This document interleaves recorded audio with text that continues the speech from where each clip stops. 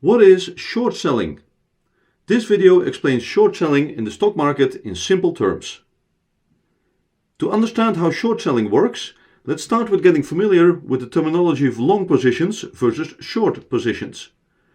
Let's take a look at the share price of a fictional company called Toy Giraffe Inc. The share price has been going up and down in the $80 to $100 range over the past years. Meet John. He does not currently hold any shares in Toy Giraffe Inc. and expects the share price to go up.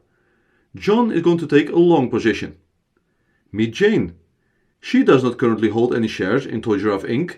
and expects the share price to go down. Jane is going to do the opposite of John and take a short position or short sell. How to go long and hope to win. Here's what John is going to do. He buys shares at $100 per share, hopes that these go up to $120, and then plans to sell them. If his expectations are correct, he could make a profit of $20 per share from the share price going up. Always read the small print at the bottom.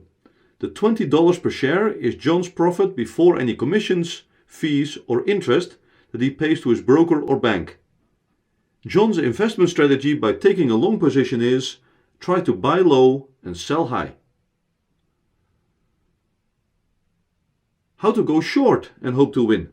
Here's what Jane is going to do. She borrows shares from someone else through her broker when the share price is at $100 per share. She sells these shares that she has borrowed and hopes that the share price goes down to $80 when she plans to buy back the shares and return them to the lender.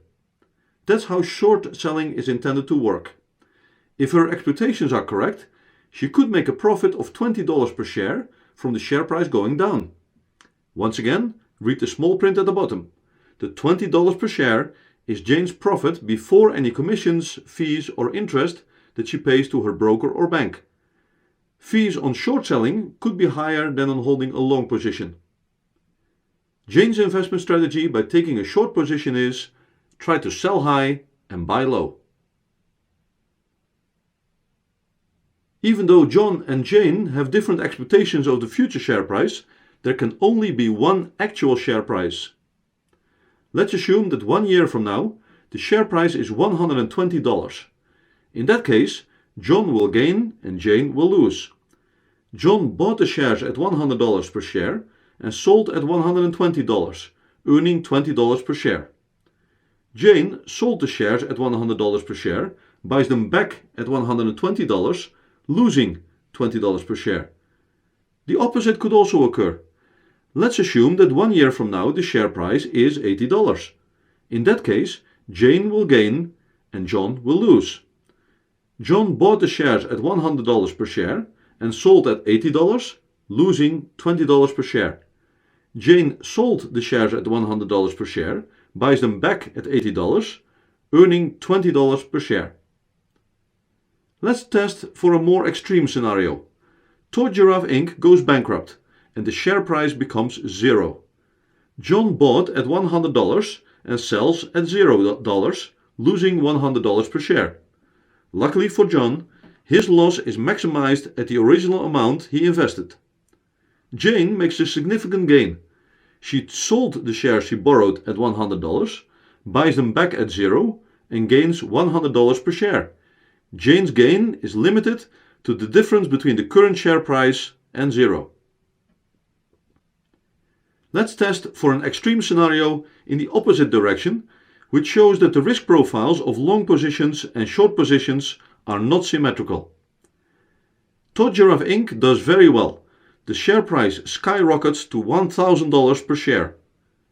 John bought at $100 and sells at $1,000, earning $900 per share. If he does not sell yet but holds on to his long position, and the shares continue to rise to $2,000, he could earn $1,900 per share. Jane does not look so happy anymore. She sold the shares she borrowed at $100, needs to buy them back at $1,000, and loses $900 per share. Or even worse, if the shares continue to rise to $2,000, she might lose $1,900 per share. Jane's loss is potentially unlimited, and it could completely wipe her out. Jane might have to sell her house and all her other possessions to settle the debt.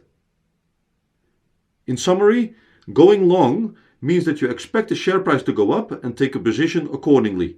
You buy a share and intend to follow the buy low, sell high strategy.